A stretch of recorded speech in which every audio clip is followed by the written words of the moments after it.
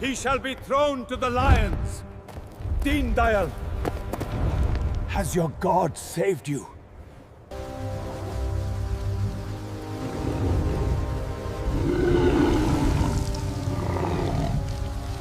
My God sent his angel Gelwa and shut the lions' mouths.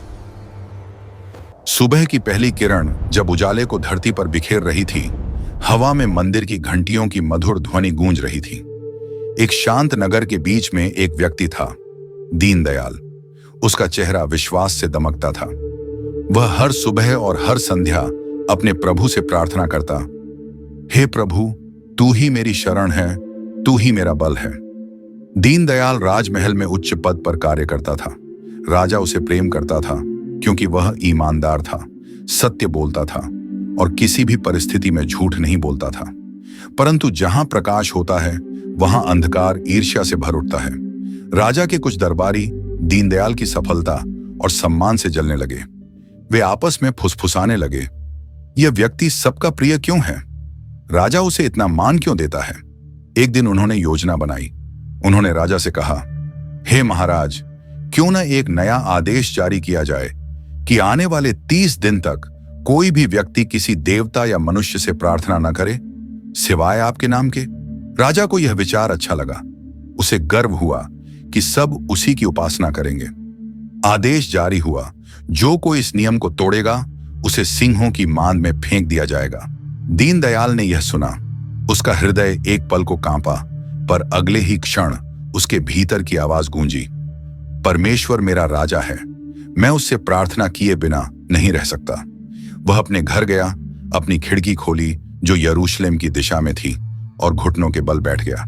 जैसा वह हर दिन करता था वैसे ही उसने अपने प्रभु के आगे प्रार्थना की। ईर्ष्यालु दरबारी यह दृश्य देखने के लिए ताक में थे। वे दौड़ते हुए राजा के पास पहुंचे। महाराज, दीनदयाल ने आपके आदेश की अवहेलना की है। वह अपने परमेश्वर से प्रार्थना करता है, ना कि आपसे। राजा का चेहरा उतर गया। वह दीनदयाल से प्रेम करता था, पर नियम बदल नहीं सकता था। राजा ने भारी मन से कहा, उसे सिंहों की मांद में डाल दो। शाम का समय था, आकाश लाल हो चला था। दीनदयाल को सिंहों की मांद तक ले जाया गया। राजा ने उसके पास आकर धीरे से कहा, तेरा परमेश्वर जिस पर तू सदा भरोसा करता है वही तुझे बचाए। पत्थर का द्वार बंद हुआ। अंधकार में सिंहों की गर्जना गूंज उठी। राजमहल में सबके चेहरे भय और उत्सुकता से भरे थे। राजा सारी रात नहीं सोया, न भोजन किया, न संगीत सुना। उसकी आंखों में केवल एक ही छवि थी, दीनदयाल की, जो अपने विश्वास पर स्थिर था। सुबह जब पहली किरण ने आकाश को सुनहरा किया, राजा दौड़ता हुआ मांद के पास आया। उसने कांपती आवाज में पुकारा, दीनदयाल, क्या तेरा परमेश्वर जिसकी तू सेवा करता है तुझे सिंहों से बचा सका? भीतर से एक शांत दृढ़ आवाज आई, महाराज, मेरा परमेश्वर ने अपने दूत को भेजा जिसने सिंहों के मुंह बंद कर दिए।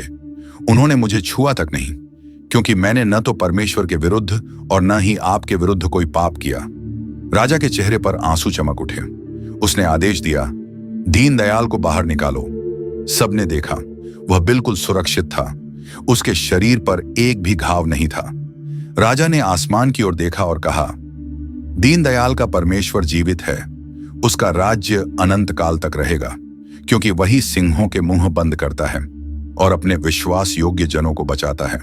और तब से पूरे राज्य में एक आवाज गूंजने लगी, विश्वास करने वाले को कोई सिंह नहीं निगल सकता। दीनदयाल का जीवन उस दिन केवल एक चमत्कार नहीं था, वह एक संदेश था कि जब संसार तुम्हें सिंहों के बीच फेंके तो डरना मत, बस घुटनों के बल झुक जाओ और परमेश्वर पर भरोसा रखो, क्योंकि अंधकार चाहे कितना भी गहरा हो, विश्वास की रोशनी उससे हमेशा अधिक प्रबल होती है।